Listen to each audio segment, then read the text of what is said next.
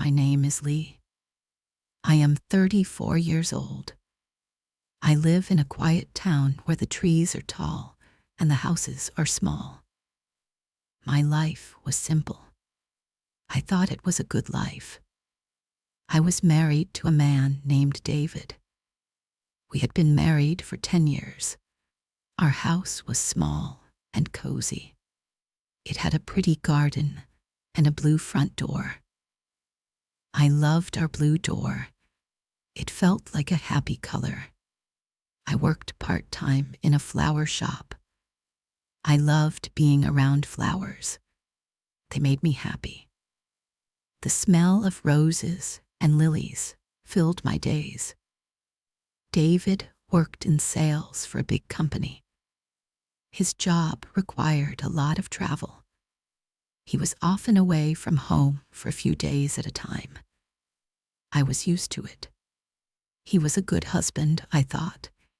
He was kind to me. He was quiet. He always remembered my birthday. He seemed reliable. He seemed safe. I thought I knew him, but I was wrong. I was very, very wrong. Our life together had a simple rhythm, like a quiet song. In the mornings, he would leave early for work. I would make him coffee. He would kiss my forehead and say, "Have a good day, Lee." I would watch him walk to his car. Then I would go to my job at the flower shop. In the evenings, we would eat dinner together. We didn't talk much. We would watch television.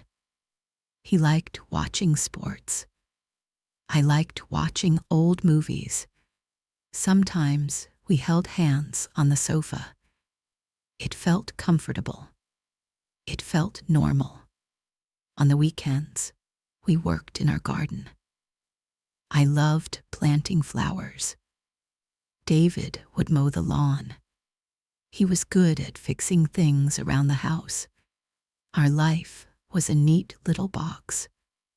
Everything was in its place. I thought I was happy in that box. I felt secure. I trusted David completely. I never thought to question our life. I never thought to look outside the box. Why would I? I thought everything I needed was inside it. Then one Tuesday, everything changed. It was a normal morning. The sun was shining. The birds were singing. The mail arrived, just like it did every day. I walked outside to the little mailbox at the end of our driveway. I pulled out a small stack of letters. There were bills for the electricity and the water. There was a colorful advertisement for a new pizza place. There was a magazine for me. And then there was one more envelope. It was white and plain. It looked official. I looked at the name and address. The address was correct. Our address, 12 Oak Street, but the name was wrong.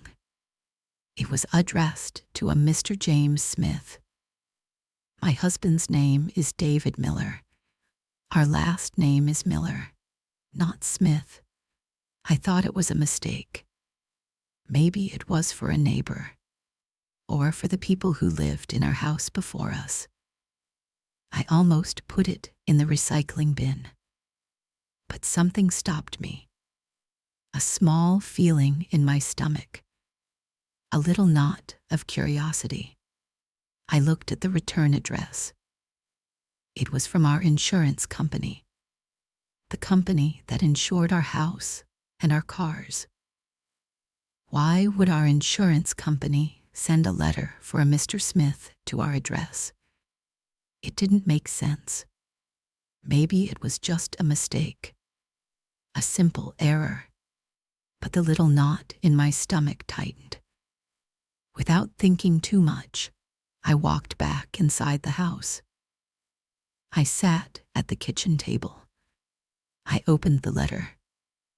My hands felt a little shaky. I told myself I was being silly. It was just a piece of mail. Inside the envelope was a bill, an insurance bill for a property. I looked at the details printed on the paper. The name was at the top, Mr. James Smith. And then there was an address. It was not our address. It was a different address, 14 Maple Street. I had never heard of Maple Street. It was in a part of town I didn't know. My heart started to beat a little faster. Why was this sent to me, to our house? I read further down the page. There was a list of things that were insured at this other house. Normal things, furniture, a television, kitchen appliances. And then I saw 2 words that made the air leave my lungs. Child's bicycle. A child's bicycle. David and I did not have children. We had talked about it years ago. He said he wasn't ready. And then we just stopped talking about it. A red child's bicycle was listed on the bill. My mind was spinning. Smith, Maple Street, a child's bicycle. It had to be a mistake. A big, strange mistake. David was away on a business trip. He would be gone for 2 days. I couldn't call him and ask him about it. He would say I was crazy for opening someone else's mail. I folded the letter carefully. I put it back in the envelope. I hid it in a drawer in the kitchen. The drawer where we kept the old keys and rubber bands. I tried to forget about it. I went to work. At the flower shop, I tried to be normal. I arranged a bouquet of bright yellow sunflowers. I helped a customer choose a plant for her mother, but my mind was not on the flowers. It was on the letter, on the name, James Smith, on the address, 14 Maple Street. The words repeated in my head, over and over. James Smith, 14 Maple Street. Who were you? Why was your letter in my life? That evening, the house felt too quiet, too empty. The silence was usually comforting, but tonight it felt heavy. I couldn't eat. I couldn't read. I couldn't watch TV. The letter in the drawer felt like it was shouting at me. I knew I had to do something. I couldn't just wait for David to come home. I needed to understand. I did something I had never, ever done before. I went into David's small home office. It was his private space. I always respected that. But tonight, I didn't care. I felt a strange mix of guilt and determination. I needed to find an answer. I turned on his desk lamp. The room was neat and tidy, just like David. I started to open the drawers of his desk. My hands trembled. I felt like a spy in my own home. I was betraying his trust, but hadn't my trust already been broken? By a letter with the wrong name. I looked through files of old bills and bank statements. I didn't know what I was looking for. Then I found our file for home insurance. I pulled out our policy documents. I opened the kitchen drawer and took out the secret letter. The bill for Mr. Smith. I put the 2 papers side by side on the desk. I looked at the policy numbers. Our number was 784. B. The number on Mr. Smith's bill was 784C. They were almost the same. One number was different. One single letter. It was too close. It couldn't be a coincidence. My heart sank. This was connected to us, to David. I kept searching. In the back of a drawer, under some old pens, I found a small keychain. I had never seen it before. It was a simple silver ring with one key on it. A house key. A key I did not recognize. It was not for our blue door. Attached to the ring was a small, round plastic tag. The number 14 was written on it in black marker. 14, like 14 Maple Street. My blood ran cold. I dropped the key on the desk. It made a small clinking sound in the silent room. I backed away from the desk. I felt like I couldn't breathe. A key, a policy number, an address, a child's bicycle. The pieces were all there, scattered on the desk. They were forming a picture I did not want to see, a picture of a life I did not know, a life my husband was living. I couldn't sleep that night. I just sat on the sofa in the dark. The house felt like it was closing in on me. Who was David? The man I had shared my bed with for 10 years. The man I had built a life with. Was our whole life a lie? The questions went around and around in my head. I felt lost, and I felt very, very alone. The next morning, I knew what I had to do. I called the flower shop. I told my boss, a kind woman named Martha, that I was sick. My voice sounded strange even to me, weak and shaky. Martha told me to rest and feel better, but I wasn't going to rest. I got into my car. My hands were gripping the steering wheel so tightly my knuckles were white. I opened the map on my phone.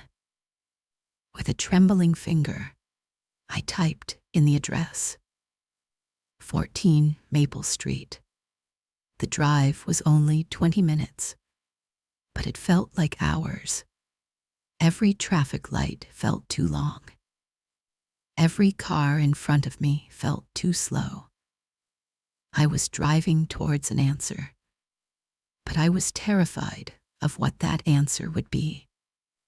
Part of me wanted to turn the car around, to go home, to put the letter back in the drawer, to pretend I never saw it, to wait for David to come home and kiss my forehead. I wanted to go back to yesterday, when my life was simple and I was happy. But I couldn't. The box was broken. I had to see what was outside. I found Maple Street easily. It was a pretty street. Big trees shaded the sidewalk. The houses were nice. They had well-kept gardens. It was a street for families. I drove slowly, my heart pounding in my chest. Number 10, number 12, and then number 14. I stopped the car across the street. I just stared. The house was a little bigger than ours. It was painted a soft yellow. It had a neat green lawn, and it had a red front door. On the porch, next to the red door, was a small red tricycle. Not a bicycle, a tricycle, but it was red. It was for a child. In the driveway, parked next to the house, was a blue car. A familiar blue car. It was David's second car. He had told me a story about that car. He said he kept it in a special garage near his office in the city. He said it was easier for his business trips. Another lie. It was here, parked in this driveway, in front of this house. I felt completely numb. It was like watching a movie. It didn't feel real. My husband's car, at a strange house, with a child's toy on the porch. I sat in my car for a long time, maybe an hour, I don't know. Time felt strange. I just watched the house, waiting for what? I didn't know. Then the red door opened. A woman stepped out. She had long, dark hair. She was wearing jeans and a yellow sweater. She was pretty. She turned and said something back into the house. A moment later, a little boy ran out. He couldn't have been more than 5 or 6 years old. He had dark hair, just like the woman. He was laughing. He ran straight to the red tricycle. He started pedaling around the small driveway. The woman watched him. Her face was full of love, a beautiful, happy smile.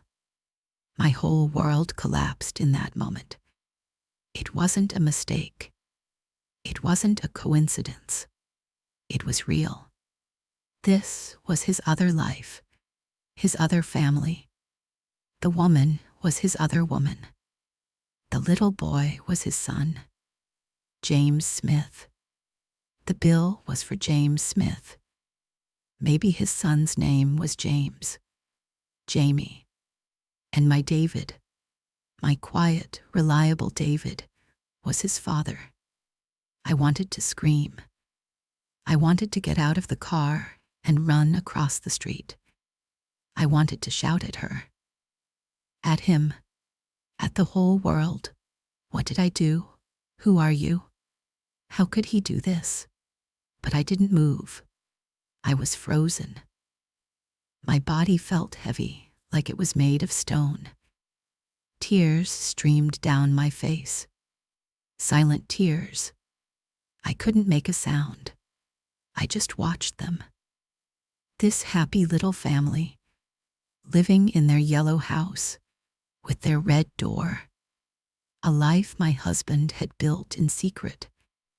A life I had paid for, with my trust, with my love, with my years. After a few minutes, which felt like a lifetime, the woman and the boy went back inside. The red door closed. I was alone again on the quiet street. I finally found the strength to start my car. My hands were shaking so hard I could barely turn the key. I drove away from Maple Street. I didn't look back. I didn't want to see that yellow house ever again. The drive home was a blur. I don't remember the roads. I don't remember the traffic. When I walked back into my house, our house, it felt different. It felt cold. It felt like a lie. The pictures on the wall of me and David, smiling on our wedding day, at the beach, on holidays, they all looked like pictures of strangers. The life I thought was mine was not real. It was only half a life. And the other half belonged to a woman with dark hair and a little boy with a red tricycle. I knew David was coming home the next day. The thought of seeing him made me feel sick. How could I look at him? How could I pretend that I didn't know? He would walk through our blue door. He would kiss my forehead. And I would know that he had just come from his other house, with the red door. The thought was unbearable. I cried for hours that night. I cried for the 10 years I had lost. I cried for the woman I used to be. The naive, trusting woman who believed in a simple, happy life. She was gone now. In her place was a woman with a broken heart and eyes wide open. But as I cried, something else started to grow inside me. A feeling that wasn't sadness. It was anger. A cold, quiet anger. He had not just lied to me. He had stolen my life. He had made me a fool. And I would not be a fool any longer. I needed a plan. I couldn't just scream at him when he walked in the door. He would lie. He would twist the story. He would make me feel like I was the crazy one. I had seen how good he was at creating a different reality. I needed proof. Hard proof that he couldn't deny. I went back to his office. I took the bill from Mr. James Smith. I made a copy of it on our little printer. I put the original back in the kitchen drawer. Then, I used my phone to go online. I looked up our bank accounts. We had a joint account. I scrolled through months and months of statements. I started to see a pattern. Every week, there was a small transfer of money to another account. An account I didn't recognize. The description just said, personal expenses. It wasn't a lot of money each time, but over the years, it added up. Then I looked at the credit card statements. I saw charges I didn't recognize. Purchases from a grocery store in the same part of town as Maple Street. Charges from a toy store. A children's clothing store. He wasn't on business trips. He was here, in our town, living his other life, buying groceries for his other family, buying toys for his son. The evidence was all there, a clear map of his lies. I took screenshots of everything with my phone. I saved them all. My anger grew with every click. It made me feel strong. David was due home in the afternoon. I spent the morning preparing, not for his arrival, but for the end of my marriage. I cleaned the house. I took a shower. I put on a simple dress. I wanted to feel calm. I wanted to feel in control. I was not the weak, crying woman from yesterday. I was a woman who knew the truth. He came home around 5 o'clock. He walked through the blue door, carrying his travel bag. He smiled at me. "I'm home," he said. "I missed you." The words were like a knife in my heart. How many times had he said those words? How many times had he lied to my face? I wanted to scream, but I didn't. I held onto my calm. I smiled back. It was the hardest smile of my life. "I missed you too," I lied. "How was your trip?" We had dinner. I had cooked his favorite meal. He talked about his work meetings, about the clients he saw. He told stories, and I knew they were all lies, every word. I watched him. I studied his face. The face I thought I knew so well. It was like looking at a mask, and I finally knew what was behind it. That evening, we were sitting on the sofa. He was watching television. His phone was on the small table between us. It buzzed. A new message. He didn't look at it. He was focused on his show. I glanced at the screen. My heart stopped. It was a message from a woman named Sarah. Her name had a little heart emoji next to it. The message said, "Jamie misses his daddy. He made a drawing for you. Come home to us soon. Love you.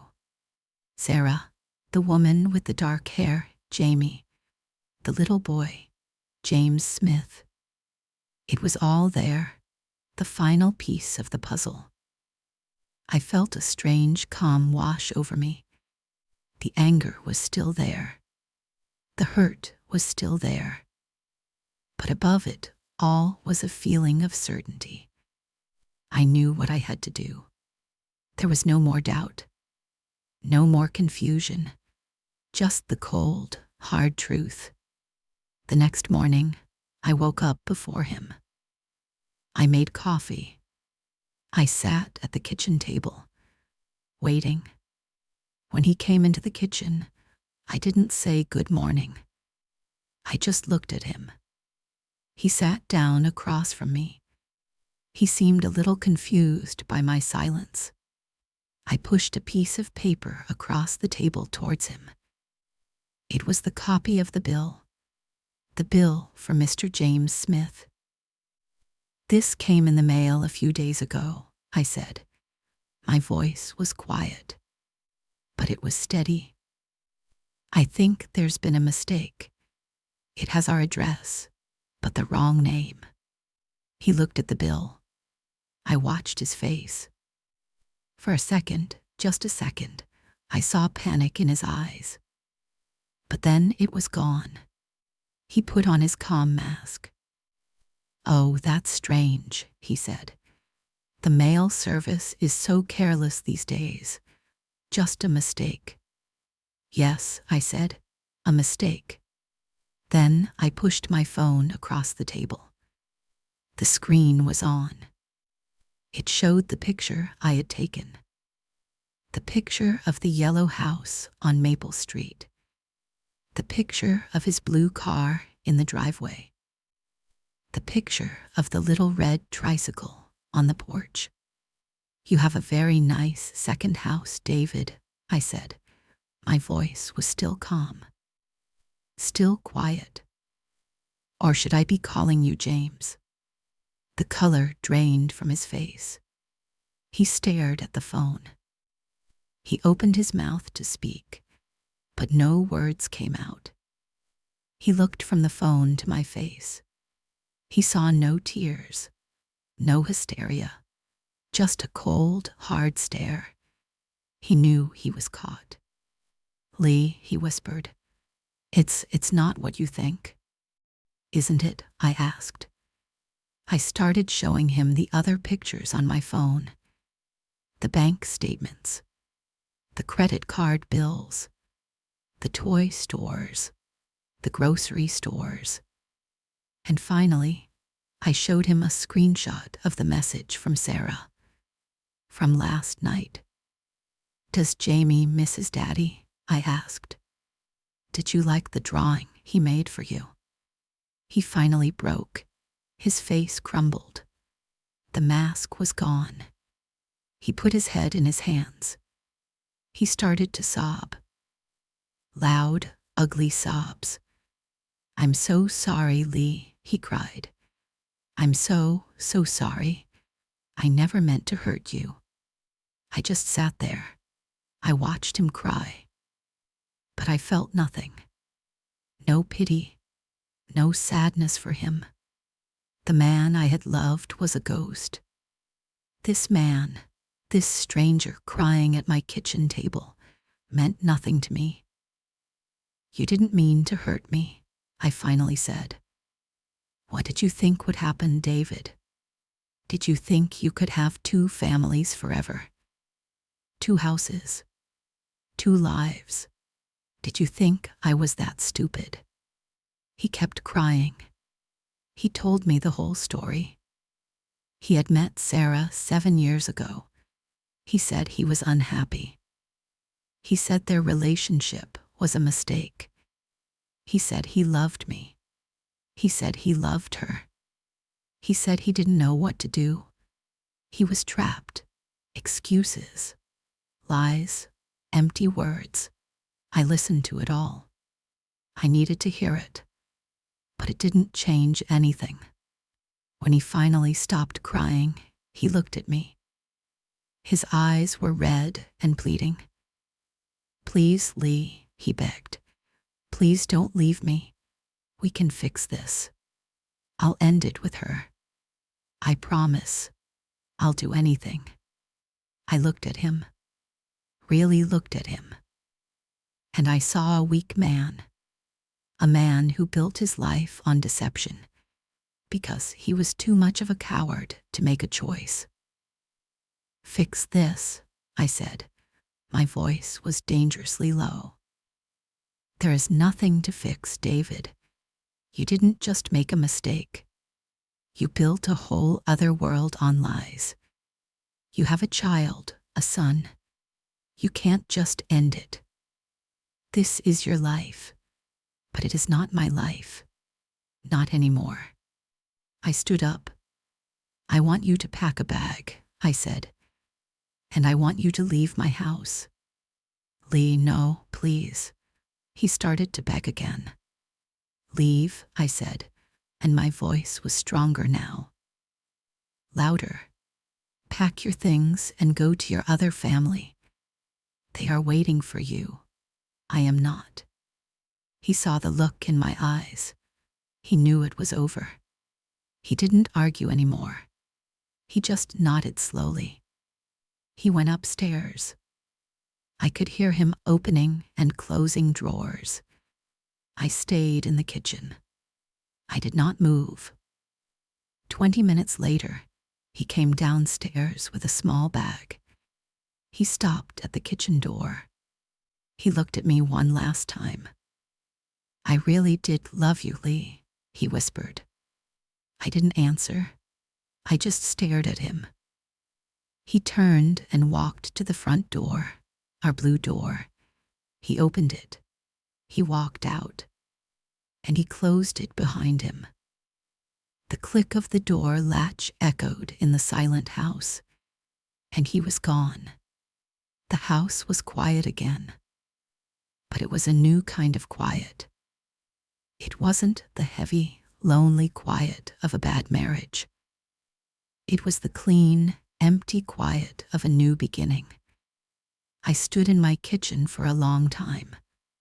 I didn't cry. I felt empty, but also, strangely, I felt free. The cage was open. The weeks that followed were the hardest of my life. I was sad.